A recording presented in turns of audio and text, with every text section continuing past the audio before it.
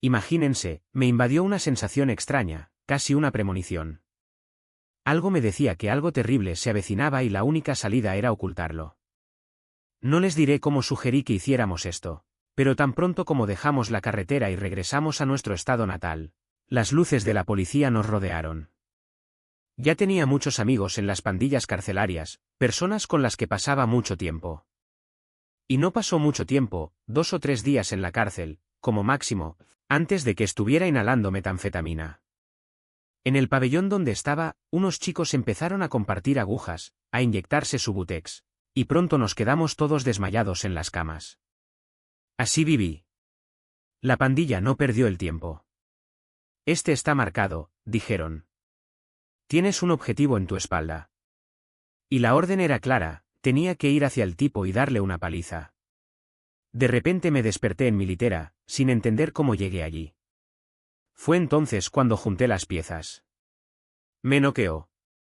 Y, todavía aturdido, lo vi agarrar mi pierna y comenzar a doblarla sobre la litera, como si quisiera romperla. Mi boca estaba completamente cortada, estaba en shock, sin reacción. ¿Dónde estoy?, pensé. ¿Qué estoy haciendo con mi vida? Fue entonces cuando pasé por algo llamado liberación. Alguien me dijo que tal vez esto era lo que necesitaba. Sabía que había casos de personas a las que se les expulsaba demonios, pero, ¿escuchar que esto me podría estar pasando a mí? Pensé que era una locura. No esperaba que pasara nada. Pero cuando empezaron a orar por mí, a declarar cosas, algo se manifestó. Un espíritu se apoderó de mí y comenzó a gritar desesperadamente, no, no, no, no, no. Era como si algo dentro de mí estuviera luchando contra ello. Bienvenido a Tocando el Más Allá. Hoy nuestro invitado es Noah. No solo estaba atrapado entre barrotes, sino también en una prisión espiritual, dominada por el enemigo. No querrás perderte el poderoso testimonio de cómo fue completamente liberado. Gracias por estar aquí, Noé. Es un placer. Estoy emocionado.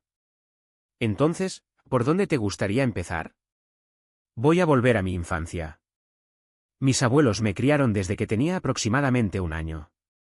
Mis padres biológicos se separaron cuando yo era un bebé y mi padre tomó la custodia de mi hermana y de mí. Se ahogó cuando yo tenía 1 año, así que mi abuela terminó encargándose de criarnos. Mi madre biológica, que tenía problemas mentales, era mentirosa compulsiva y otros temas, terminó entregándonos a mi abuela. Ella me crió y hasta el día de hoy llamo a mi abuela y a mi abuelo madre y padre. Puede resultar confuso, así que intentaré referirme a ellos como abuela y abuelo, pero si cometo un error y digo mamá o papá, me refiero a ellos. Mi abuela se volvió a casar cuando yo tenía unos 4 años, después de que su marido, mi abuelo biológico, muriera 3 meses antes que mi padre. Este nuevo marido fue a quien comencé a llamar padre.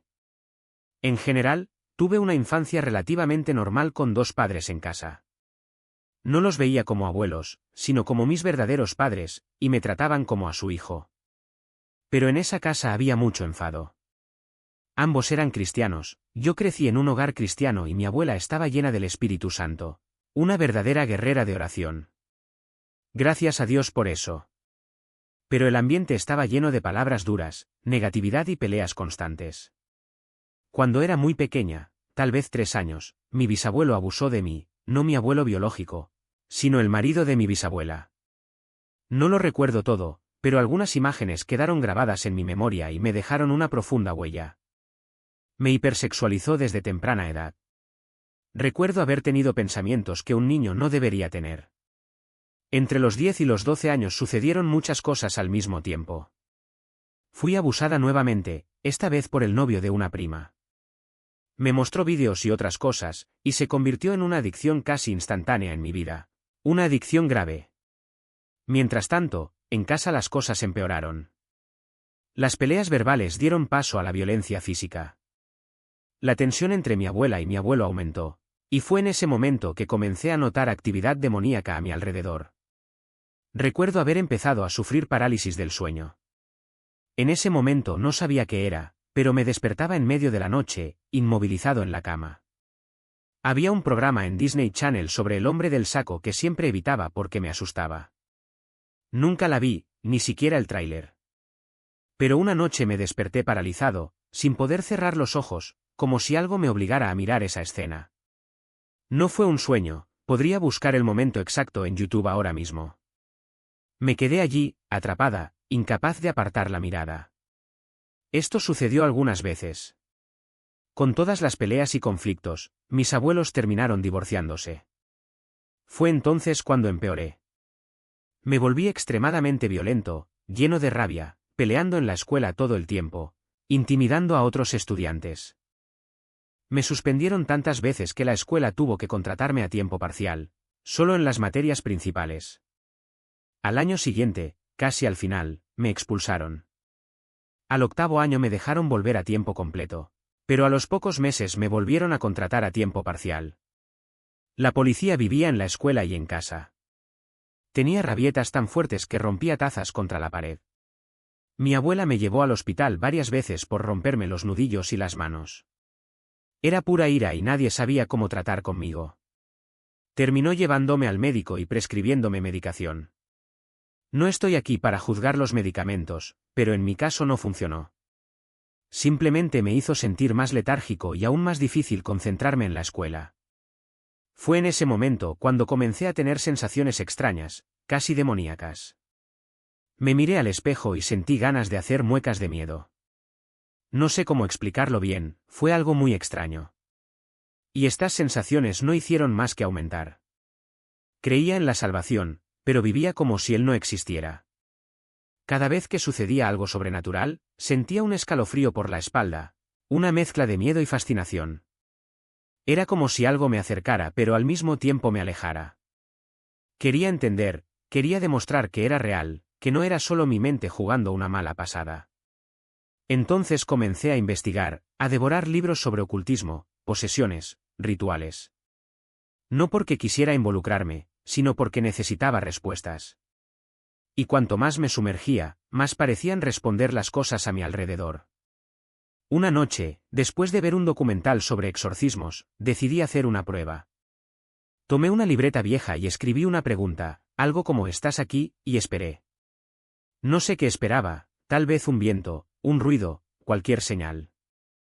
Pero entonces, de la nada, el bolígrafo empezó a moverse por sí solo. No fue mi mano. Mis dedos se sentían flojos, como si algo más los estuviera guiando. Las letras salían torcidas, casi garabatos, pero se podía leer, siempre. Fue la primera vez que sentí algo más que miedo. Me sentí enojado. Enfado conmigo mismo por abrir puertas que no sabía cerrar. Enojo por lo que estaba pasando, porque en el fondo sabía que no era una broma. La obsesión se volvió rutinaria. Grabé sonidos extraños en la casa, dejé cámaras encendidas por la noche, noté cada movimiento sospechoso. Mi abuela empezó a mirarme diferente, como si supiera que estaba jugando con fuego. No dijo mucho, pero lo vi en sus ojos, preocupación, desilusión, pero también una fe inquebrantable. Una noche, después de otro episodio de cacerolas moviéndose solas, me llamó a su habitación. No fue una conversación. Fue una orden. «Noah, tienes que detener esto», dijo, sosteniendo mi mano con fuerza. «No estás cazando demonios. Ellos son los que te cazan a ti». Me reí nerviosamente. «Abuela, solo quiero entender». Ella negó con la cabeza. «¿Entiendes? ¿Crees que quieren ser comprendidos? Quieren destruirte». Pero no escuché. O mejor dicho, lo escuché, pero no lo creí. Hasta que una noche todo cambió. Estaba sola en mi habitación, trabajando en la computadora, cuando la pantalla se apagó. No fue un corte de energía, el monitor simplemente se apagó, como si alguien hubiera desconectado el enchufe. Y entonces, desde la oscuridad, oí un susurro. No era una voz humana. Era algo áspero, gutural, como si varias gargantas hablaran al mismo tiempo. «Tú nos llamaste». Me quedé helado. No fue mi imaginación. Lo sabía. ¿Y lo peor? Quería responder. Era como si una parte de mí, una parte que ni siquiera sabía que existía, estuviera ansiosa por decir sí. Pero entonces, de la nada, la puerta del dormitorio se cerró con tanta fuerza que se rompió la manija. Y en ese mismo momento sentí que algo me tiraba hacia atrás, como si unas manos invisibles me arrastraran lejos de la cama. Grité, pero no hubo ningún sonido. Era como si me hubieran robado la voz. Cuando desperté, estaba en el suelo, acurrucada, temblando. Mi abuela estaba arrodillada a mi lado, orando. Ella no preguntó qué había pasado. Ella ya lo sabía. Suficiente, dijo, con una firmeza que nunca antes había escuchado. Mañana irás a la iglesia y pedirás ayuda. Quería discutir, decir que no era necesario, que podía manejarlo. Pero la verdad es que estaba aterrorizada. Por primera vez, no quería saber más. No quería más pruebas. Solo quería que terminara. Y así fue como a los 16 años volví a Dios. No por fe, no por convicción, sino por desesperación. Porque al final del día, cuando sientes que algo te arrastra hacia la oscuridad, la única luz que queda es la que ya conocías. Y yo conocía el suyo.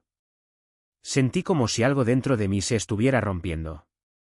No eran lágrimas de alivio, eran lágrimas de alguien que finalmente entendió que estaban siendo llamados por su nombre. Y allí, con ese paño ungido presionado contra mi frente, supe que ya no era una opción. Fue una rendición. Kenny nunca regresó. Al día siguiente, mi novia me despertó gritando, la policía estaba en la puerta. Lo habían encontrado en el asiento trasero de un coche abandonado, con una jeringa todavía clavada en el brazo. La autopsia dijo que era fentanilo. Pero sabía que no era solo eso. Porque la noche anterior, mientras yo lloraba en el altar, él estaba ahí afuera, luchando contra sombras que solo él podía ver. Y no había venido a buscarlo.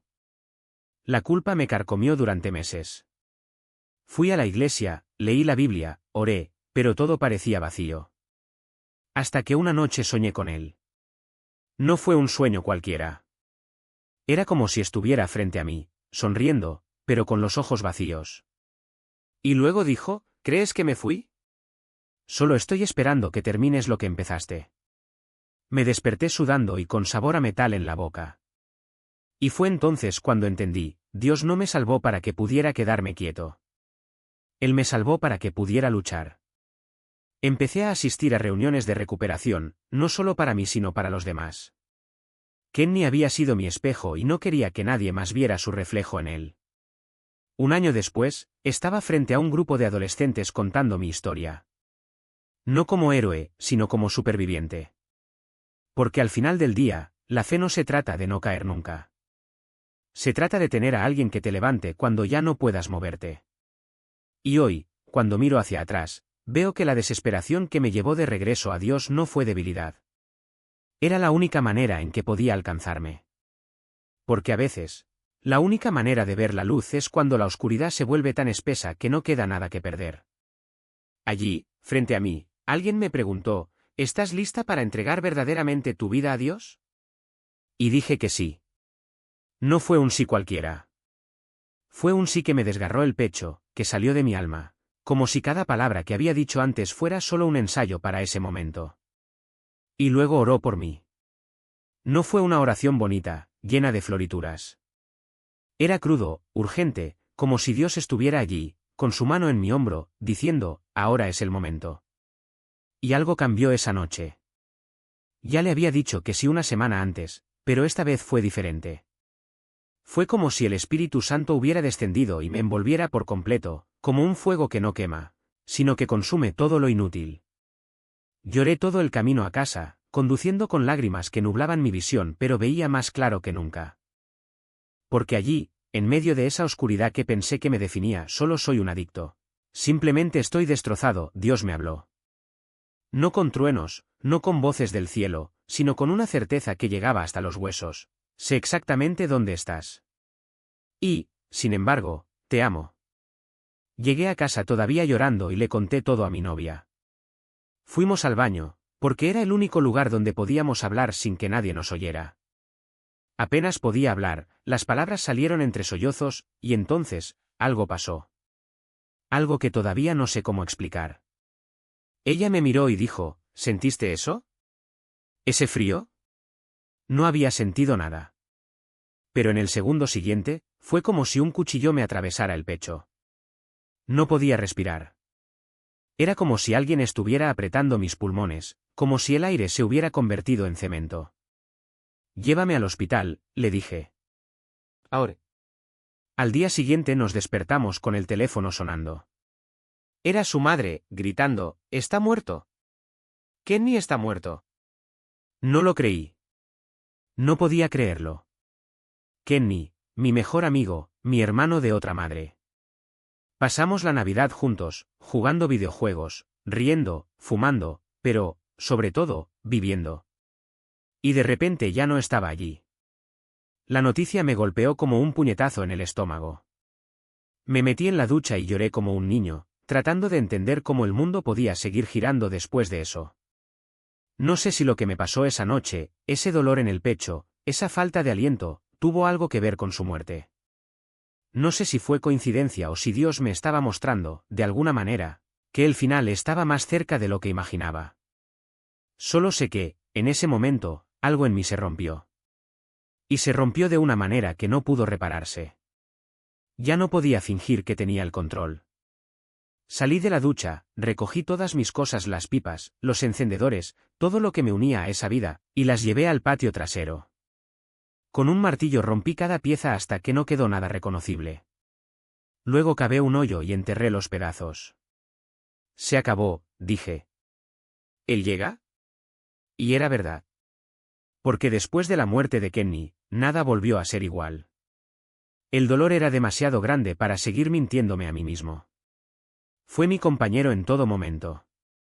Nos entendimos sin necesidad de hablar, como solo pueden hacerlo los verdaderos hermanos. Y de repente desapareció. Era como si alguien me hubiera arrancado un pedazo. Pero de alguna manera, en medio de ese dolor, Dios estaba ahí. Porque fue precisamente en ese momento que regresé a Él. No fue por casualidad. Era como si el cielo mismo hubiera cronometrado todo, mi caída, mi desesperación, mi decisión de entregarme, y luego, la muerte de Kenny, para mostrarme que no podía posponerlo más. La noche siguiente regresé a adorar. Era un predicador diferente, pero el mensaje era el mismo: arrepentimiento, redención, la oportunidad de empezar de nuevo. Estaba allí, sentada sola, cuando alguien me tocó el hombro. Era una mujer, amiga mutua de Kenny y mía. No diré su nombre, pero ella y su novia eran complicadas.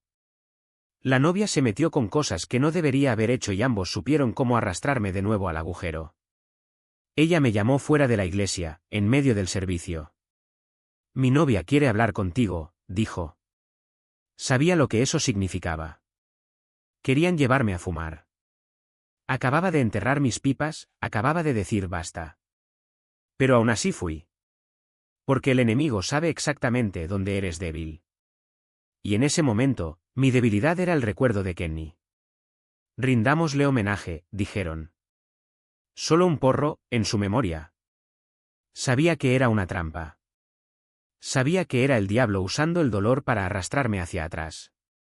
Pero fui. Y fumé. Y después de ese porro, fue como si se hubiera roto una presa. Empecé a beber de nuevo, empecé a fumar de nuevo, me hundí de nuevo. La diferencia es que esta vez no abandoné a Dios. Al contrario, cuanto más caía, más me aferraba a Él. Todos los días me despertaba y me arrodillaba. Señor, líbrame de esto. Libérame de las drogas, del alcohol, del cigarrillo. Libérame de mí mismo. Leí la Biblia, hice devocionales, recorrí kilómetros en bicicleta hasta la ciudad en busca de trabajo, algo que nunca había hecho en mi vida. Y aún así, no podía parar. Era como si hubiera una fuerza que me empujaba hacia abajo y otra fuerza más fuerte que me empujaba hacia arriba. Entonces comencé a ayunar. No solo la comida, sino las cosas que me esclavizaron. Hoy no voy a fumar. Mañana no voy a beber. Y cuando llegaron las ganas, esperé. Esperé hasta que pasó.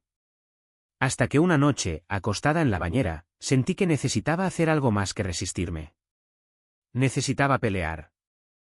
Entonces comencé a regañar. Espíritu de vicio, en el nombre de Jesús, te reprendo. Espíritu de muerte, te reprendo. Espíritu de desesperación, sal de mí. Grité, lloré, declaré, hasta que algo se rompió dentro de mí. A la mañana siguiente me desperté libre. No fue gradual. No fue estoy un poco mejor hoy. Era como si alguien hubiera cortado las cuerdas que me ataban. De un día para otro los cigarrillos dejaron de saber bien. El alcohol no me llamó. La marihuana no me interesaba. Fue como si de repente lo viera todo claro, esto nunca fue libertad. Esto siempre fue prisión. Y luego me pregunto, ¿qué marcó la diferencia? ¿Fue la misericordia de Dios? ¿Fue mi insistencia en buscarlo, incluso cuando caí? ¿Fue el hecho de que nombré a los espíritus que me esclavizaron y los expulsé en el nombre de Jesús? No sé. Lo que sé es que Dios vio mi corazón. Vio que debajo de toda esa suciedad, yo quería ser libre. Y Él no me dejó rendirme. Porque al final del día, la fe no se trata de no caer nunca. Se trata de levantarte una vez más de las que caíste. Y a veces, la única manera en que Dios puede alcanzarte es cuando tocas fondo y descubres que el suelo está hecho de manos que te sostienen. ¿Quién me invitó? Y yo pensaba, ¿hice algo mal? ¿No jugué lo suficientemente bien? Pero en el fondo lo sabía. No se trataba de mis habilidades con la guitarra. Se trataba de donde Dios quería que estuviera. Porque, como veis, el Espíritu Santo no actúa por casualidad. Él no nos pone en lugares solo para llenar espacios. Él nos guía con propósito. Y en ese momento, aún sin entenderlo realmente, sentí que algo más grande estaba en juego. Entonces decidí no forzarlo. No llamé para preguntar, no insistí. Simplemente oré, Señor, si este no es el lugar, muéstrame dónde está. Y Dios, como siempre, fue rápido en responder. Unos días después, mi abuela me llamó. Hijo, el pastor aquí quiere hablar contigo. Dijo que tenía unas palabras para ti en oración. Mi corazón se aceleró. Sabía que era Dios quien movía los hilos. Me subí al auto y conduje esos 45 minutos como si me atrajera un imán. Cuando llegué, el pastor me miró a los ojos y me dijo, el Señor me ha mostrado que tienes un llamado a la música en la adoración. Y esto no es por casualidad. Aquí es donde florecerás. En ese momento todo cobró sentido. Las puertas que se cerraron antes no fueron rechazo, fueron redirección. Dios no me dejaría estancado en un lugar donde mi don no sería usado de la manera que Él pretendía. Y allí, en esa iglesia, sentí el mismo fuego que me había consumido en el servicio de avivamiento. La gente levantó la mano, el espíritu se movió y supe, este era mi lugar. Empecé a tocar en el ministerio de adoración y no se trataba solo de música. Se trataba de ver cómo se transformaban vidas. Personas llorando al pie del altar, otros siendo bautizados en el espíritu, otros simplemente llegando rotos y saliendo renovados. ¿Y yo? Estaba exactamente donde Dios quería que estuviera. No porque yo fuera perfecto, sino porque Él es fiel. ¿Pero sabes qué es más loco? Dios no nos llama simplemente a un lugar. Nos llama a una misión. Y esa iglesia, ese ministerio, fue solo el comienzo. Porque poco después comenzaron a surgir oportunidades para llevar la adoración a otros lugares, servicios penitenciarios, eventos en ciudades vecinas e incluso una invitación para tocar en una gran convención juvenil. Y en cada uno de esos momentos sentí la misma certeza, esto no es una coincidencia. Es Dios abriendo un camino. Y eso es lo que quiero que entiendas. A veces nos concentramos tanto en donde nos ha colocado Dios que nos olvidamos de mirar lo que Él está haciendo a través de nosotros. Esa invitación que no llegó, esa puerta que se cerró, ese silencio que pareció rechazo, todo esto podría ser el preludio de algo más grande. Porque Dios no nos abandona a mitad del camino. Él nos prepara, nos moldea y, en el momento oportuno, nos lanza hacia donde Él siempre quiso que estuviéramos. Y si hoy estás en un lugar donde no sientes que perteneces, donde las cosas no tienen sentido, donde parece que Dios guarda silencio, no te rindas. Está trabajando detrás de escena. Y cuando menos lo esperes, mirarás hacia atrás y verás que cada paso, cada tropiezo, cada puerta cerrada, era parte de un plan perfecto. Porque Dios no comete errores. Solo sabe hacer milagros. A casa, no me quedo aquí. Pero ya estaba fuera de control. La ira me cegó, el alcohol me quemó por dentro y la traición se sintió como un cuchillo clavado en mi pecho. Cuando llegué, él estaba allí, de pie en el porche, como si nada hubiera pasado. Y en ese momento no vi a ningún amigo. Vi a un ladrón. Alguien que intentó robar lo que quedaba de mi corazón destrozado. Salté del auto antes incluso de que se detuviera correctamente. Levantó las manos, tratando de explicarse, pero las palabras se perdieron en el viento. Mis manos actuaron antes que la razón. Un golpe. Luego otro. Y otro más. Cada golpe era un grito ahogado, un dolor que no sabía cómo expresar con palabras. Cayó al suelo y yo continué. No por odio, sino por desesperación. Porque en el fondo sabía que no era a él a quien quería lastimar. Fui yo mismo. Fue la culpa. Era el vacío que me había consumido desde que había elegido destruirlo todo. Alguien me jaló. Mi ex esposa gritó, lloró y me rogó que parara. Pero no pude. Hasta que, de repente, la niebla se disipó. Y allí, en medio del caos, vi lo que había hecho. La sangre. El miedo en sus ojos. La vergüenza en la mía. Y entonces, como un balde de agua fría, la realidad me golpeó, lo había perdido todo. No solo ella. No solo mi familia. Pero yo mismo. Me fui sin mirar atrás. No había nada más que decir. Al día siguiente me desperté con el peso del mundo sobre mis hombros. La resaca era física, pero el dolor era mucho más profundo. Llamé a mi pastor. Necesitaba ayuda. Necesitaba a Dios. Porque, por primera vez, comprendí que ya no podía huir. No se podía anestesiar la culpa con alcohol, con drogas, con ira. Había tocado fondo y lo único que me quedaba era mirar hacia arriba. Me recibió sin juzgarme. Ninguna condena. Solo con amor. Y allí, en ese sencillo consultorio, comencé a comprender que Dios nunca me había abandonado. Incluso cuando lo abandoné. Incluso cuando elegí el camino más oscuro. Él estaba allí, esperando que me rindiera. No para castigarme, sino para restaurarme. Los meses siguientes fueron los más difíciles de mi vida. Tuve que afrontar la verdad, era un adicto. Un hombre destrozado. Un marido fracasado. Pero por primera vez no estaba solo en esta lucha. Dios me dio personas que me amaban lo suficiente como para confrontarme. Que me amó lo suficiente como para no dejarme rendirme. Y, poco a poco, comencé a reconstruirme. Hoy, cuando miro hacia atrás, veo que cada caída, cada error, cada noche de desesperación, fue parte de un plan mayor. Dios no me dejó en el suelo. Él me levantó.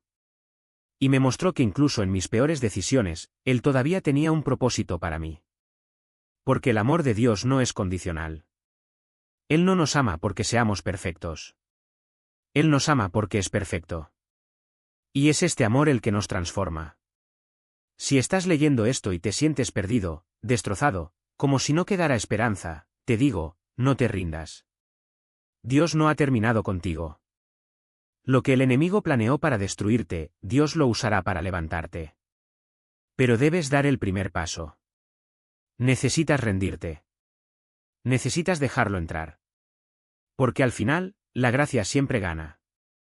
Y la redención siempre llega. Siento abismo. Incluso cuando yo no lo busqué, Él me buscó a mí. Incluso cuando lo rechacé, Él me amó. Y en esos raros vacíos de lucidez, cuando las drogas ya no podían anestesiar la verdad, sentí su presencia como un fuego ardiendo en mi pecho, un fuego que intenté apagar con más veneno, pero que nunca se apagó del todo. ¿Alguna vez te has sentido tan lejos de Dios que pensaste que Él se había rendido contigo? Yo también. Pero la verdad es que Él nunca se rinde. Nos persigue con una pasión que desafía toda lógica. Cuando estaba en el fondo, robando, mintiendo, destruyéndome, Él todavía estaba allí. No como un juez de brazos cruzados, sino como un padre con los brazos abiertos, esperando el momento en que finalmente mirara hacia arriba. Y cuando miré, aunque fuera por un segundo, Él estaba allí. La vergüenza es una de las armas más crueles del enemigo. Nos convence de que somos irrecuperables, que nuestro pecado es demasiado grande, que Dios no puede, o peor aún, no quiere, perdonarnos. Pero la gracia no tiene límites. No es un premio para los perfectos, es un regalo para los destrozados. Y si estás leyendo esto y te sientes avergonzado, recuerda, Dios no se avergüenza de ti. Él se avergüenza del pecado, pero nunca de quién eres tú, su hijo, su hija, hecho a su imagen, incluso cuando esa imagen está distorsionada por el barro del mundo. No sentí convicción durante mucho tiempo porque las drogas me habían robado la capacidad de sentir. Pero Dios no necesita nuestra sensibilidad para actuar. Actúa en la oscuridad, en los lugares más sucios, en las situaciones más desesperadas. Él no espera a que nos aseemos para abrazarnos, Él nos abraza para que podamos ser limpiados. Y eso es exactamente lo que me pasó a mí. Un día, después de otra noche de caos, desperté en un lugar que no reconocía, con gente que no conocía, y por primera vez en años, lloré, no por retraimiento, no por vergüenza, sino porque algo dentro de mí se rompió. No fue un grito de derrota, fue un grito de rendición. ¿Y sabes qué pasó después? Nada mágico. No había rayos de luz descendiendo del cielo, ni voces celestiales que me dijeran qué hacer. Pero había algo mejor, una quietud. Una certeza de que, incluso en medio de aquel lío, no estaba solo. Y fue esta certeza la que me hizo dar el primer paso, no hacia la perfección, sino hacia Él. Porque la redención no se trata de arreglarse uno mismo, se trata de dejar que Él te arregle. Si hoy estás en el fondo, si la vergüenza te asfixia, si las drogas, el alcohol, los errores o el pecado te han hecho creer que no hay salida, te digo, la hay. No porque seas lo suficientemente fuerte para salir solo, sino porque Él es lo suficientemente fuerte para llevarte. Y Él está esperando. No con el dedo señalado, sino con las manos extendidas. Todo lo que tienes que hacer es dejar de correr. Deja de luchar contra Él. Y deja que Él te levante. Porque al final no importa lo profundo que hayas caído. Lo que importa es que fue aún más profundo. Y Él nunca te dejó. Ni por un segundo. Porque el mundo intentó convenceros de que no había retorno, pero yo os digo, sí lo hay. No porque merezcas una segunda oportunidad, sino porque Él ya pagó por ella. Y Él no os espera con un veredicto, sino con un abrazo. Todo lo que tienes que hacer es dejar de esconderte. Deja de creer que estás solo en esta lucha. Y deja que Él te muestre el camino de regreso. Porque no importa lo que hayas hecho. Lo que importa es que Él ya ha hecho más que suficiente. Y Él nunca quitó sus ojos de ti. Ni por un instante. ¿Alguna vez has sentido que la oscuridad era el único lugar donde encajabas? ¿Que cada paso en falso te hundía más y que no había fuerza humana capaz de sacarte de ahí? Conozco ese sentimiento. Lo viví. Y sé que cuando el enemigo te rodea, no solo quiere derribarte, sino que quiere borrarte. Viene a robar, matar y destruir, y lo sentí en el aire. Algo malo se avecinaba. Lo sabía. Intentamos escondernos, pero no había suficiente escondite. Cuando cruzamos la línea estatal, luces rojas y azules iluminaron el espejo retrovisor. Fue el final de una carrera que ni siquiera sabía que estaba perdiendo. La prisión no fue un castigo para mí. Fue un refugio. Un lugar donde, por primera vez en años, ya no podía correr. Donde las drogas no estaban al alcance de la mano, donde las agujas no se compartían entre extraños. Donde el ruido de mi propia mente finalmente amainó. Pero ni siquiera allí el enemigo se rindió. Usó las manos de otros para recordarme que yo todavía estaba en su juego. Una diana en la espalda, un puñetazo que no vi venir, una rodilla doblada sobre la cama de metal hasta casi romperse. Estaba en el suelo, me sangraba la boca y, sin embargo, a través del dolor, algo en mí susurró: eso no es todo. Hay más. Fue entonces cuando oí hablar de la liberación. Alguien me dijo que tal vez necesitaba esto. Me reí. ¿Demonios? Y yo era simplemente un adicto, un criminal, un tipo que incluso engañó a su propia abuela, la mujer que me crió, que me amaba más que a mí mismo. Entraba a su casa con una sonrisa, fingía que todo estaba bien y luego me encerraba en el baño a tragar pastillas robadas. ¿Cómo podría hacerle esto? ¿Cómo podría ser ese monstruo? Pero eso era exactamente, el enemigo no solo quiere destruirte. Quiere convertirte en alguien que no reconoces. Y ya no me reconocí. Hasta que llamó mi abuela. Ella dijo que había orado por mí y que Dios le había dado una visión, yo estaba tras las rejas. No fue una amenaza. Fue una profecía. Y en el fondo sabía que era verdad. Había estado en la cárcel antes, entraba y salía rápidamente. El tiempo suficiente para desintoxicarme durante unos días, pero nunca el tiempo suficiente para dejar el hábito. Porque la adicción no es solo el cuerpo pidiendo más. Es el alma que clama por algo que solo él puede dar. Y sin él, es una batalla perdida. Te despiertas temblando, sudando y sintiendo que vas a morir si no lo usas. E incluso si puedes superar esto, ¿qué sigue? La misma rutina, los mismos errores, la misma oscuridad. Esta vez, sin embargo, fue diferente. Esta vez no estaba simplemente de paso. Esta vez el juez no tuvo otra opción. Mínimos obligatorios. 10 años. 10 años fijos, sin reducción, sin recurso. 10 años de vida encerrada en una celda. Yo tenía 24 años. Cuando saliera tendría 34 años. 34. Toda una década robada. Y lo peor ni siquiera fue el tiempo, fue la certeza de que, sin un cambio real, terminaría igual. O peor. Pero Dios no te abandona en el fondo. Él baja allí. Y a veces, Él usa las manos más improbables para levantarte. En mi caso, fueron las manos de un carcelero las que me ofrecieron una Biblia. De un compañero de celda que oró por mí. De una abuela que nunca dejó de creer. Y de un Dios que, incluso cuando lo rechacé, nunca me rechazó. Porque al final no son nuestras caídas las que definen quiénes somos. Es la mano que nos levanta. ¿Y esa mano? Se extiende a usted ahora. Como familia. Y en ese momento necesitaba una familia. Necesitaba algo que me hiciera sentir menos sola, menos perdida.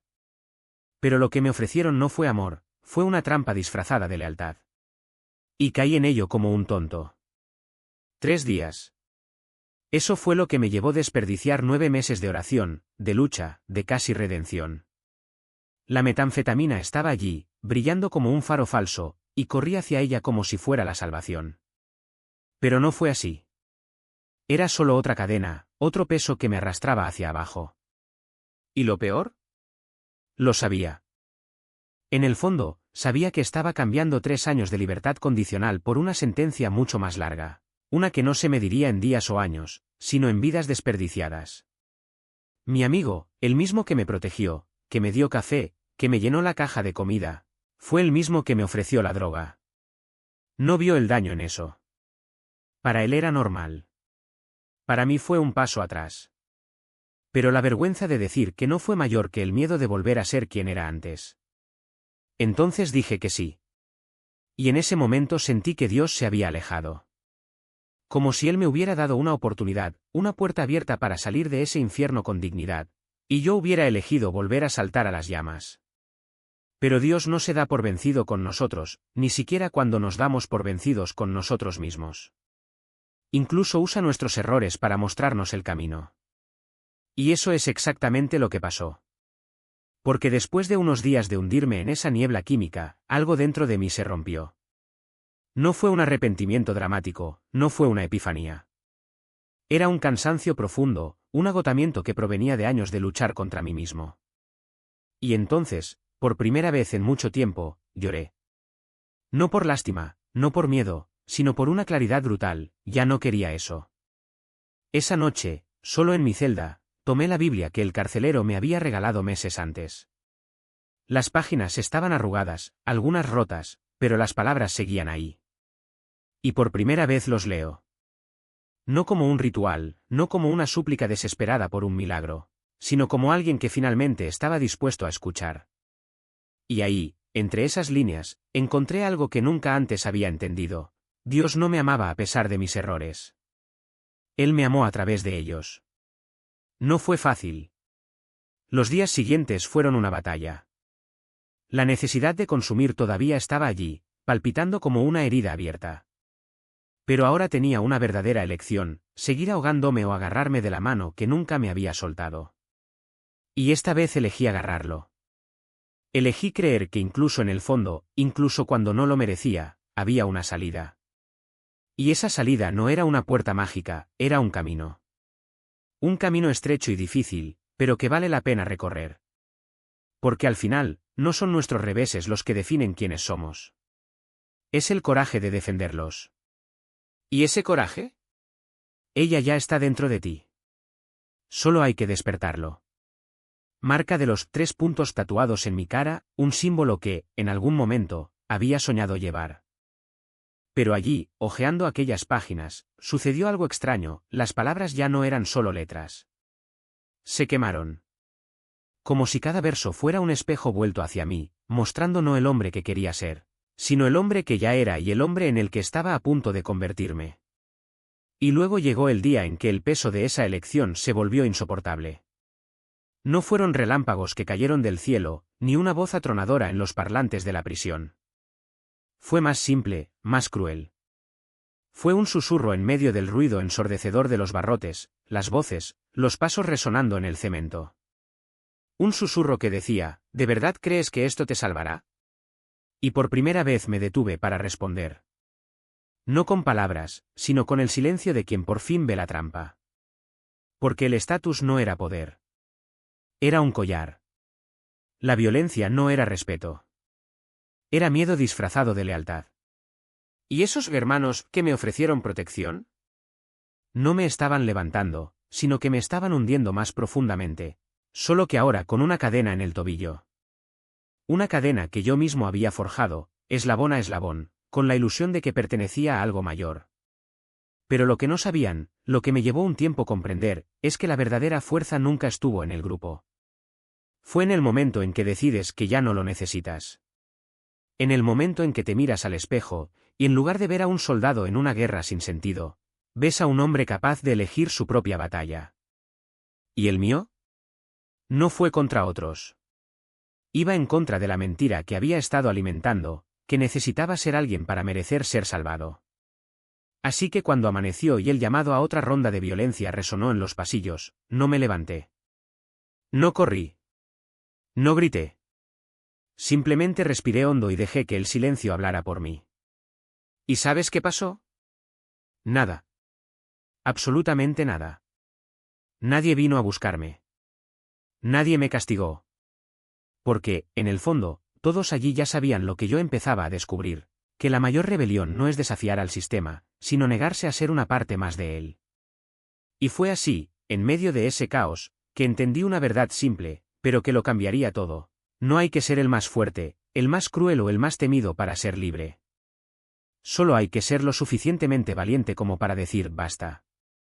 Incluso si todavía te tiemblan las manos.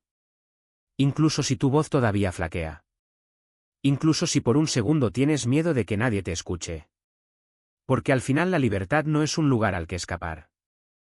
Es una decisión que usted toma, todos los días, con cada elección, con cada paso. ¿Y el mío? Decidí que ya no quería ser prisionero de una ilusión. Quería ser el hombre que, a pesar de estar encerrado detrás de 4 paredes, finalmente hubiera encontrado la llave. Las cadenas que yo mismo había forjado. Y allí, entre esas páginas que no eran mías, pero que caían en mi regazo como un mapa en la niebla, entendí. Dios no me había abandonado. Solo esperó a que dejara de correr. Ese libro no fue un accidente. Fue una señal. Y las señales no gritan, susurran, hasta que finalmente te callas para escucharlas. Me callo. Y cuando lo hice, descubrí que la voz que siempre había estado ahí no era la voz de los hombres que me ofrecían poder, ni la voz de los hombres que me exigían lealtad, ni siquiera la voz de mis propios miedos. Era una voz mayor y más firme que me llamaba por mi nombre cuando ya ni siquiera sabía quién era. Empecé a devorar cada palabra como quien bebe agua después de días en el desierto. No importaba si era temprano en la mañana, si el silencio en la celda era pesado como el plomo, si mi compañero de celda ponía los ojos en blanco cuando encendía la luz para leer. Necesitaba esto más que aire. Y cuanto más leía, más parecían alejarse los muros que me rodeaban, como si el mismo infierno que había construido estuviera empezando a dar paso a algo más grande. Algo que no dependía de los bares, ni de las drogas, ni de la aprobación de nadie. Luego vino la música. No la música de los espectáculos, no los acordes vacíos que tocaba para impresionar a los demás, sino la música que nace cuando te arrodillas y dejas que algo más que tú mismo llene el silencio. Cerré los ojos y canté, aunque fuera solo contra las paredes. Aunque mi compañero de celda me miró como si hubiera perdido la cabeza. Porque por una vez no estaba intentando demostrar nada. Yo estaba ahí, entera, entregada. Y así se dieron cuenta. Los mismos tipos que solían invitarme a las mesas de póker, a los negocios de drogas, a los planes que nunca terminaban bien, empezaron a mirarme de otra manera. No fue miedo ni desconfianza. Era algo más profundo, como si supieran que yo había encontrado una salida y, aunque no entendían, sentían que esa puerta también estaba abierta para ellos. Algunos se rieron. Otros me llamaron débil. Pero había quienes, en medio de la noche, se acercaban a mí y me preguntaban en voz baja, ¿cómo haces eso? ¿Cómo puedes permanecer en paz? No tenía respuestas preparadas. Solo sabía que la paz no era algo que se pudiera lograr con los puños cerrados, sino con las manos abiertas. Y esa libertad no estaba en el control, sino en la rendición.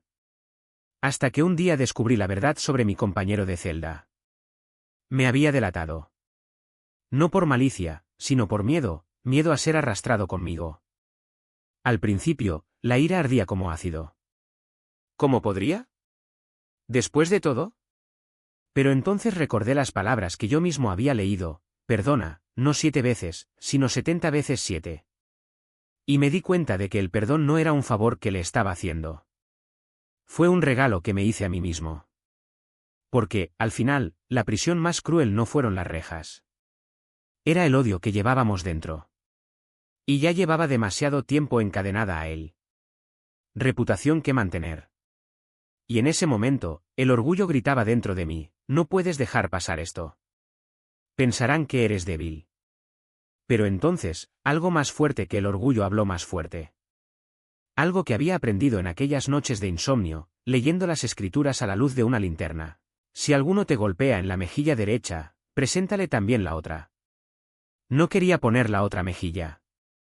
Quería contraatacar. Quería que él sintiera el mismo dolor que yo, la misma humillación.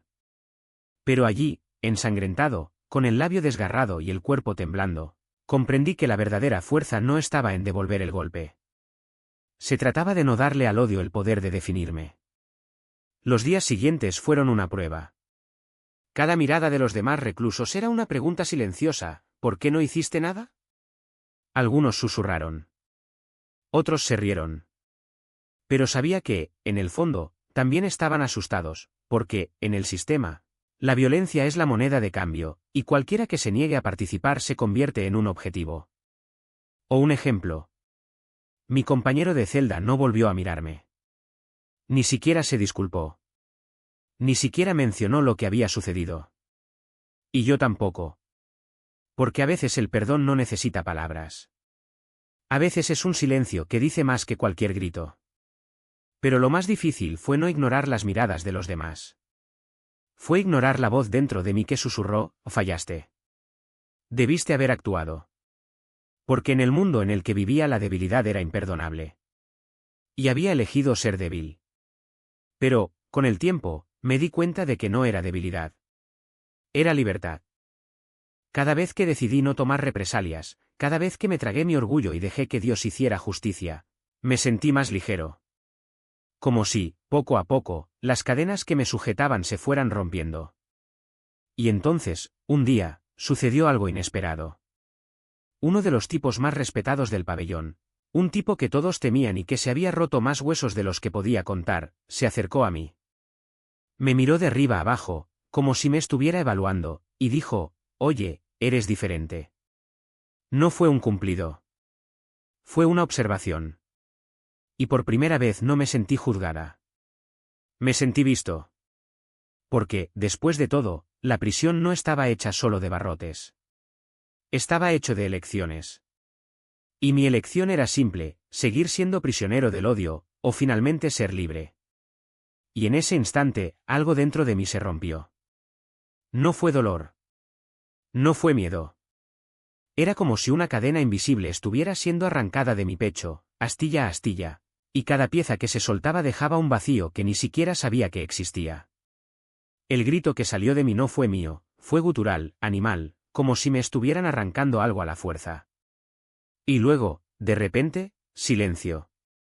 Caí al suelo, exhausto pero ligero. Por primera vez en años podía respirar sin ese peso en el pecho, sin esa voz susurrándome que no merecía el perdón, que estaba condenada. Me ayudaron a levantarme y los miré como si los viera por primera vez. No eran solo personas. Eran manos que se extendían en la oscuridad y decían, no tienes que cargar esto solo. Durante los días siguientes, fue como si se hubiera disipado la niebla. Cosas que ni siquiera me di cuenta me estaban frenando, la ira que explotó de la nada, el disgusto conmigo mismo después de ceder a la tentación, ese sentimiento de que Dios siempre me estaba mirando con desilusión, comenzaron a perder fuerza. No desaparecieron todas de golpe, pero pude verlas tal como eran, mentiras. Y por primera vez tuve el coraje de enfrentarlos. Pero el verdadero cambio no provino solo de la liberación. Surgió de la decisión de no volver atrás. Para no esconderme más. Regresé a la iglesia, pero esta vez no como alguien que estaba allí por obligación, o por miedo, o por vergüenza. Fui porque quería estar allí. Porque, por primera vez, sentí que pertenecía allí. Y cuando el pastor me pidió que dirigiera un grupo de adoración, no lo dudé. No fue perfecto. Todavía había días en los que la vieja voz intentaba regresar, días en los que miraba mi pasado y sentía el peso de mis fracasos. Pero ahora sabía una cosa, ya no era su rehén. Hoy, cuando miro hacia atrás, veo que la prisión nunca fue solo un lugar. Era un estado de ánimo. ¿Y la libertad? La libertad no es la ausencia de rejas. Es la valentía de elegir, cada día, no ser esclavo de lo que ya pasó. Es despertar y decidir que, incluso con las cicatrices, aún puedes estar completo. Que incluso con errores, todavía puedes ser amado. Y que, al final del día, la redención no es algo que se gana, sino algo que se acepta. Y cuando acepta, descubre que nunca ha estado solo. Y en ese instante, algo dentro de mí se rompió, no como un jarrón que se hace añicos, sino como una pared que finalmente se derrumba.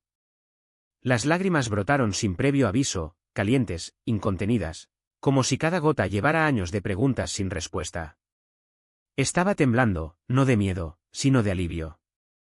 Era como si, después de tanto deambular por pasillos oscuros, alguien hubiera encendido la luz y hubiera dicho, aquí, siempre has estado aquí. Y entonces llegó la liberación. No es una promesa lejana, ni un tal vez algún día, sino una hora tan concreto que duele. La adicción que me sostenía como una segunda piel simplemente, desapareció. Las palabras que antes se me habían escapado de la boca sin control, ahora me parecían extrañas, como si pertenecieran a otra vida. Las risas baratas, los chistes que me definían, todo se disolvió en el silencio. Y supe, con una certeza que no pedía pruebas, que no era obra mía. Era algo más grande. Algo que me viera no como era, sino como podía ser. Pero la batalla no había terminado. 3 días después regresé. Y esta vez, lo que me encontró no fue un fantasma del pasado, fue una presencia viva y reptante que se enroscaba a mi alrededor como una serpiente. Mi cuerpo se contorsionó sin mi orden, mis labios sisearon sonidos que no reconocí como míos. Hasta que una voz dijo, silba para regresar al abismo. Y solo entonces lo entendí. No fui yo.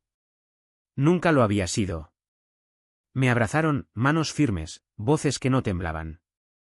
Y cuando el peso finalmente me abandonó, fue como si un nuevo aliento llenara cada espacio vacío que ni siquiera sabía que existía.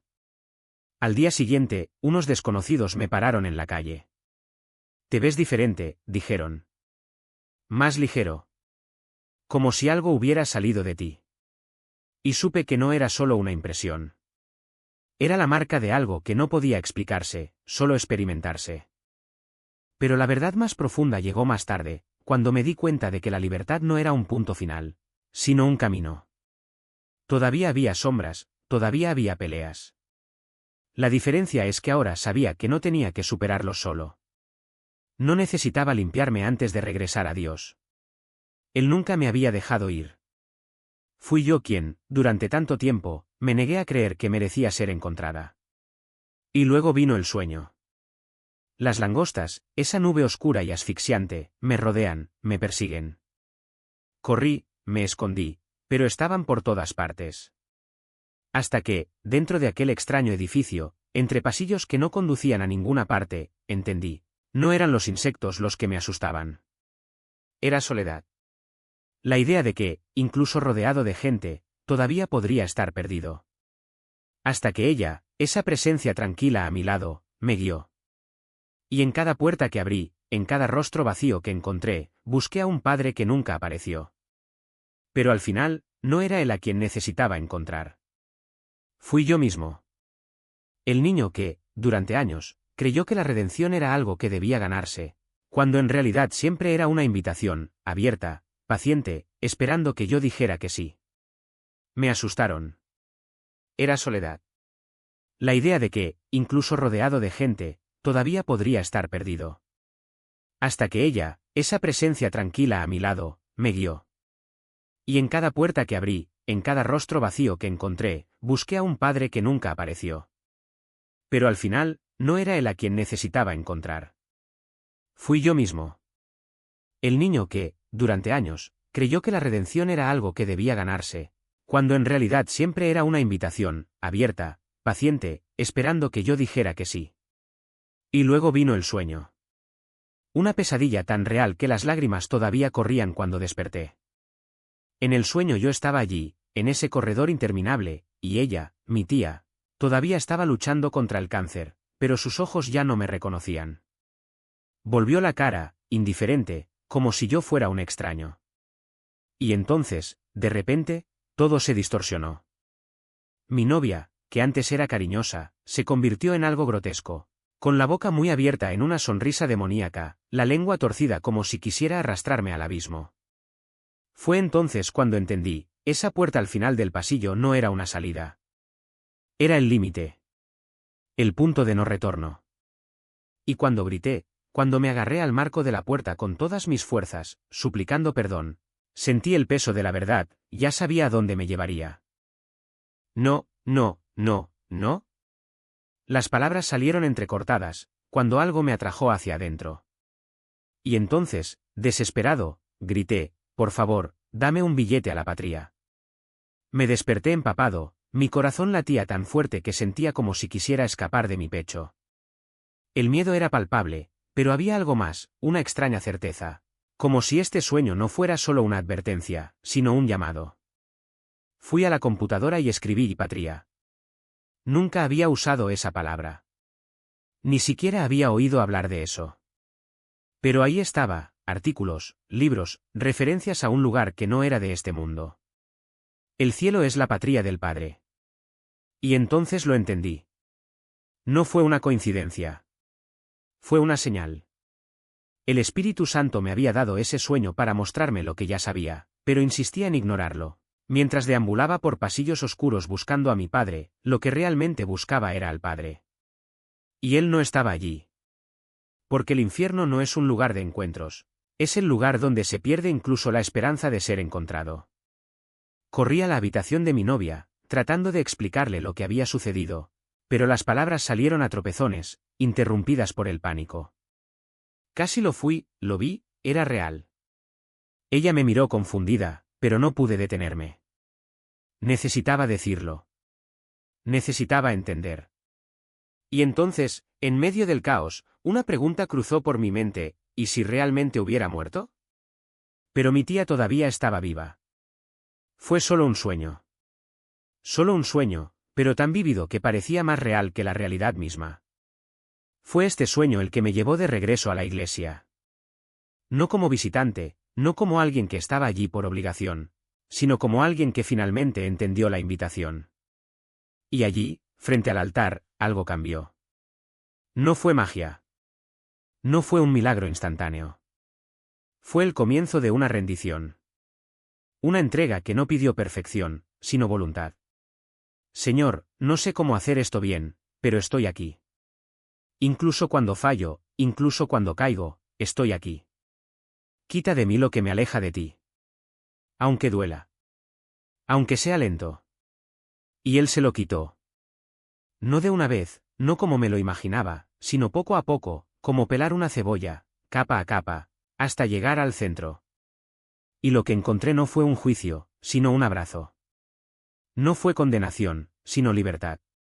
La misma libertad que busqué en los brazos de un Padre terrenal, pero que solo pudo encontrar en los brazos del Padre eterno. Hoy, cuando miro hacia atrás, veo la mano de Dios en cada detalle. En las caídas, en los errores, en los momentos en los que pensé que estaba perdida. Él nunca me dejó. Él nunca me abandonó. Incluso cuando no lo vi, Él estaba allí, esperando que dejara de correr, que dejara de buscar respuestas en los lugares equivocados, que simplemente dijera sí. Y ahora, cuando las tentaciones regresan, cuando viejas heridas amenazan con abrirse, no huyo. Me arrodillo. Jesús, todavía estoy luchando. Pero estoy luchando contra ti. Y es en este compromiso diario, en este sí constante, donde se produce la transformación. No porque yo sea fuerte, sino porque Él es fiel. No porque lo merezca, sino porque Él eligió amarme de todos modos. Y si estás escuchando esto y te sientes perdido, si has buscado la redención en los lugares equivocados, si ya te has aferrado a puertas que solo conducen a pasillos oscuros, debes saber una cosa. La invitación sigue en pie. No se trata de ser perfecto. No se trata de tener todas las respuestas.